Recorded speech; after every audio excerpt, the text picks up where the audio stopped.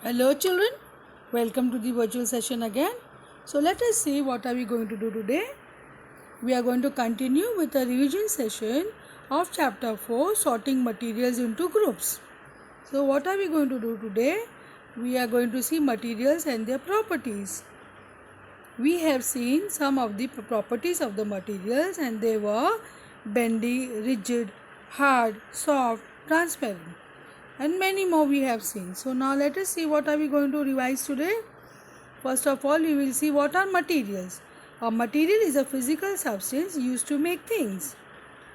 Metals, plastic, ceramics, glass and fibers are some of the main categories for materials. If we look around, everything we see is made from a material, sometimes more than one. So you see so many things around and they are all made up of materials. Maybe a single material, or maybe of two or three materials or more materials together, we can make so many things around. So a material is a physical substance used to make things. This we have already done. You did not write it in your notebook again.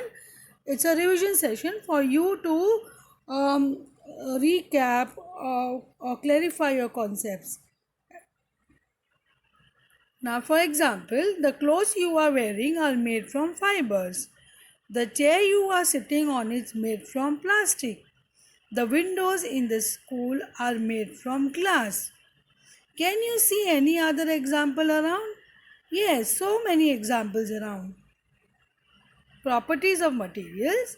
So let us see what do you mean by property. A property of a material is a description of the characteristics which it has. So the characteristic which it has is a property. There are adjectives which tell us about the material. Adjectives means you can say strong iron rod. The adjective over here strong, or soft cushion. Soft adjectives. This is a property. Then you can say transparent glass. So transparent is an adjective. So that tells you the property. Opaque wood rod or wood plank. So again you will have a property adjective as opaque. So like that you add adjective to a material, that becomes the property of that material. So material have different properties and characteristics depending on what they are used for. Some materials are hard, others are soft, some are strong, others are weak. So we have different kinds of material around, and if we put an adjective for that material, that becomes the property of that material. So now let us clarify some terms over here. List of the properties. When you say a property, what does that mean to you? So you need to try and understand that. Shiny means it reflects light. Strong means it won't break easily. Flexible means it can bend easily without breaking. Light means it doesn't weigh much. So here these terms you should understand when you say that term, what exactly that term means. So let us go ahead and see. Heavy means it weighs a lot. Colored means it has color. Magnetic means it's attracted to magnets. Bendy means flexible. So this term should be clear with you so that you will use it wisely. You will, when you're using these terms, you should be clear with your concept, which property you're applying for a particular material. Like you say aluminum is magnetic, that will be wrong because it will not attract magnets. You can say iron is magnetic because it get attracted to magnets.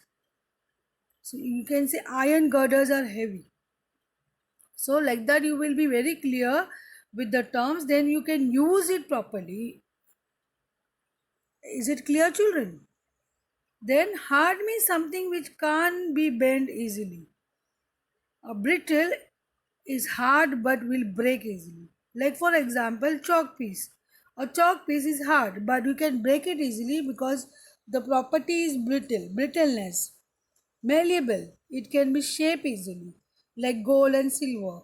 You can make ornaments of gold and silver and copper and many other metals because they are malleable. They show the property of malleability. That means you can shape them easily. Again, magnetic, we are attracted to magnets. Bendy means flexible. So you can bend it easily. Those materials are called as bendy materials. Like rubber rod or rubber articles you can easily bend. Then transparent, something you can see through. So like glass, you can see through glass. You have glasses which are translucent. That means you can partially see. So and you can have opaque, something you cannot see through, like a wooden plank. You can't see through the wooden plank. Conductor means it allows heat or electricity to pass through. So the term conductor is used for the conduction of heat and electricity both.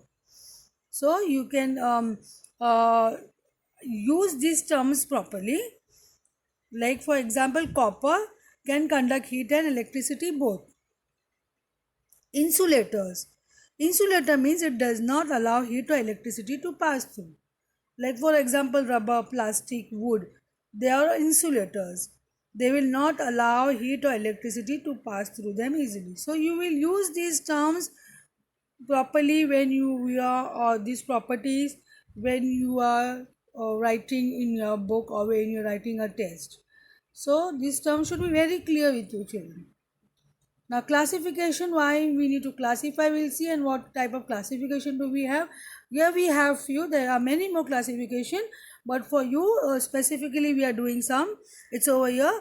Materials can be classified based on several properties: appearance, transparency, hardness, soluble and insoluble, float and sink. So there are few properties which we are going to discuss over here. It's all revision session children. We have already done. You just need to go through the video and get your concepts clear. Object around us, you can see so many objects around you. So these have all show different properties. One object can have more than one properties. So you can have so many objects around us. That's why the classification is extremely important. But then you need to sort materials around, you need to sort objects around. You should know where to keep things, where to segregate things. So these are the things you see around yourself. And you know, stationary items should be kept separately, books, textbooks separately, calculator should have a separate place, stapler, your school bag. So all that you should know. That's why you need to classify them. Now, need for classification makes everything easier and orderly for better understanding. How are material classified? The criteria is based on the similarity in the properties such as appearance, hardness, solubility or density. So, segregation mostly depends upon their properties, how they appear, their hardness, transparency, solubility, all these properties. When you learn, it will be very helpful for you to group them properly and to know them properly, and you can use them easily, very conveniently. So appearance, polishing, metal polishing act as a protective shield to metal surfaces because it stops oxidation. It's a method of improving the durability and texture of metal surfaces, and they are much less likely to wear or corrode.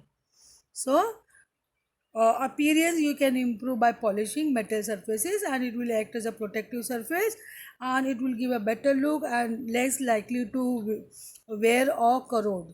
Or corrosion means attacking of the atmospheric gases, water vapors, and then some reaction happen and that will spoil the surface of the metal. So the polishing is done. So the appearance can be improved. Now classification, now we will see based on appearance. You have lustrous and non-lustrous. Very simple example, diamond, lustrous. Here you can see the picture. Silver, gold, copper, they all show a property of luster. Non-lustrous substances over here, those are mostly non-metals like sulfur, red phosphorus, wood. They are non-lustrous.